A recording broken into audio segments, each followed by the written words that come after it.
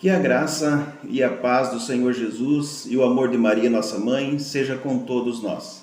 Sejam muito bem-vindos ao nosso canal, faça sua inscrição e compartilhe esse vídeo com seus amigos. Meus irmãos, no vídeo de hoje eu quero reagir à fala de um pastor protestante que desfere graves e desonestas acusações contra a Santa Igreja, como se isso não fosse uma novidade, né? E para dar base ao assunto que eu quero falar, eu vou fazer uma pequena introdução, porque o vídeo a que eu quero reagir, inclusive eu vou deixar aqui na descrição, é um tanto longo e para não tomar tanto tempo, então eu vou trazendo mais informações já no início do nosso vídeo. Desde há décadas já os protestantes acusam a Igreja Católica de ser a meretriz mencionada lá em Apocalipse capítulo 17. Isso é também resultado do livre exame e a sua consequente livre interpretação. Essas acusações, elas não são novas, né? Os albigenses, por exemplo, uma seita herética da Idade Média, gnóstica e maniqueísta, também já defendia essa acusação. A ideia também foi defendida depois por Lutero e depois de umas boas canecas de chopp, e também por Calvino e ali aquela turminha da baderna ali da Idade Média. Mas vamos ouvir um pouco o que o pastor tem a nos dizer sobre a Babilônia, ou a grande meretriz. E eu gostaria de apresentar alguns pontos que são claros. Porque quando se fala de Babilônia, quando se fala da meretriz, quando se fala da prostituta, quando se fala da mulher vestida de escarlata, que estava montada sobre a besta, fala sobre um componente, um sistema religioso que vai contra Deus. Babilônia foi aquela que naquele tempo literal, lá no Velho Testamento, criou, ou uma das criadoras, do ensinamento da imortalidade da alma. Foi esse mesmo povo que ensinou em relação às imagens, que nós deveríamos adorar as imagens. E aquilo foi progredindo, aquilo foi crescendo, aquilo foi se desenvolvendo, e aquilo passou para outros povos, e chegou até Roma. E foi absorvido esses ensinamentos, ou doutrinas falsas. Por exemplo, uma das doutrinas é que nós não precisamos de Jesus Cristo como nosso mediador, como nosso intercessor. Porque através desse sistema religioso, criado há muitos anos atrás, dentro da história profética, o homem ocupou o valor de Deus. Portanto, como é conhecida já a interpretação que eles fazem, em Apocalipse capítulo 17, versículo 18, diz: "E a mulher que viste é a grande cidade que domina sobre os reis da terra." E Apocalipse capítulo 17, versículo 9, diz: "É aqui que a inteligência é necessária para se ter sabedoria. As 7 cabeças são 7 colinas sobre as quais a mulher se assenta. São também 7 reis." Logo em seguida, o curso normal, meus irmãos, do discurso protestante é dizer que Roma é a cidade das 7 colinas e, portanto, a Igreja Católica Romana, é a grande meretriz aqui do capítulo 17 de Apocalipse. Mas o texto bíblico diz que se trata de uma cidade, não de uma igreja.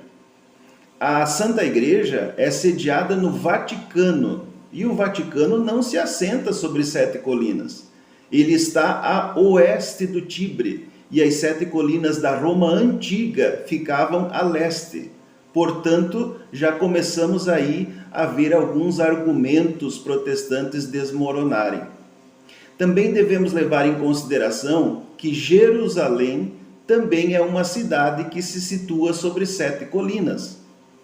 Em Apocalipse capítulo 18, versículo 24, lemos que nela foi encontrado o sangue dos profetas, dos santos e de todos os degolados da terra.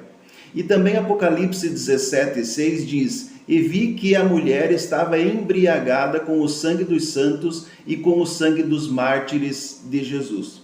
E fiquei muito impressionado ao vê-la. Meus irmãos, se a mulher estava embriagada com o sangue dos santos e dos profetas, e está sobre 7 colinas, não podemos nos esquecer o que o próprio Jesus afirmou em São Lucas capítulo 13, versículo 34. Jerusalém, Jerusalém, aquela que mata os profetas e apedreja os que lhes são enviados. Quantas vezes eu quis reunir teus filhos, como a galinha reúne sua ninhada debaixo das asas, e não quiseste. Agora compare os textos de Apocalipse com esse que eu acabei de mencionar e também com São Lucas capítulo 13, versículo 33, que diz: Importa, porém, caminhar hoje, amanhã e no dia seguinte, para que não suceda que morra um profeta fora de Jerusalém. Meus irmãos, o próprio Senhor Jesus diz que convém aos profetas morrerem em Jerusalém. Também não podemos esquecer que o próprio texto do Apocalipse, capítulo 11, versículo 8, diz: E jazerão seus corpos mortos na praça da grande cidade, que espiritualmente se chama Sodoma e Egito, onde o nosso Senhor foi crucificado. Ora, meus irmãos, todos sabemos que Jesus foi crucificado em Jerusalém. Vamos assistir aí mais um pouco das acusações. Se prostituiu com os reis da terra. Olha a dica aqui, ó. Embebedou os habitantes da terra com falsas doutrinas. Estava também no deserto. Montava, no verso 3, numa besta de escarlate, vestida de púrpura, ouro e pérolas. Na fronte estava escrito Babilônia, no verso 5. A grande, a mãe, embriagada com o sangue dos santos. E aí a gente não pode fugir da realidade. Mas a Roma religiosa, nós conhecemos a famosa história da Inquisição, onde em nome de algumas indulgências, em nome de algumas tradições deste império religioso, muitas pessoas morreram no caminho.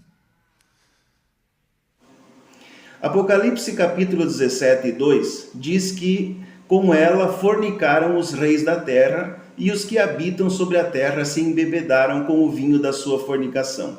Aqui eles acusam a Igreja Católica de adulterar com reinos, ou com países.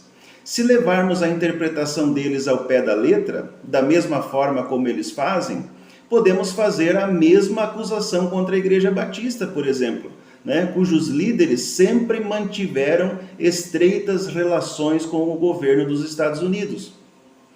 Mas quando se faz uma análise séria, sem teorias da conspiração, nós percebemos que, ao longo das Escrituras, Jerusalém é repreendida diversas vezes pelo próprio Deus exatamente por essas práticas.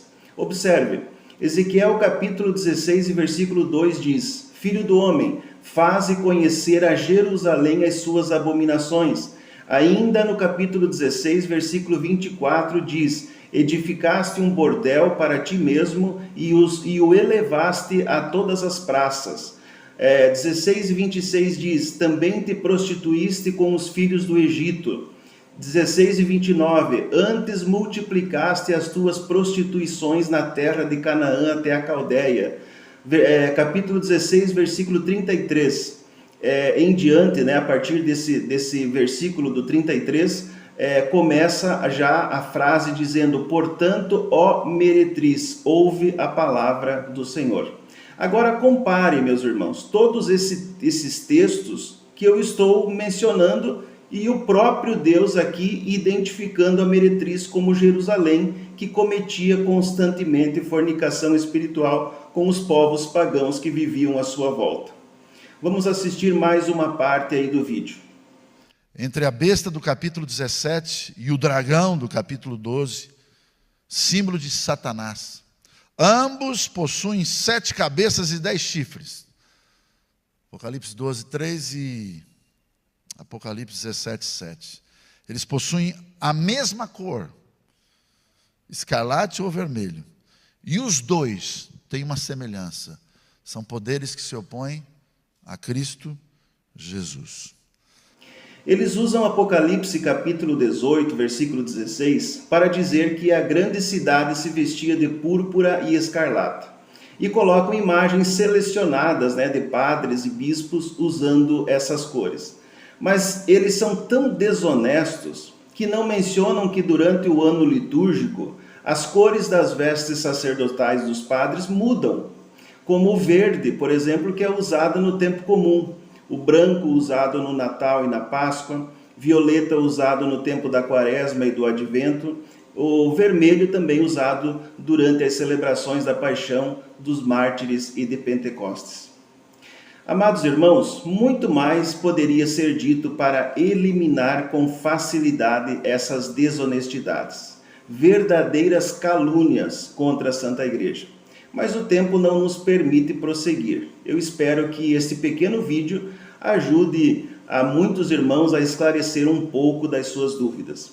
Mantenha sempre a sua fé voltada para Cristo, fundamentada em sua Santa Igreja, nos sacramentos, na prática diária da oração e que, sob a intercessão da nossa Mãe Celestial, tenhamos força para vencer esse mundo perverso e continuar a nossa caminhada para a Pátria Celestial.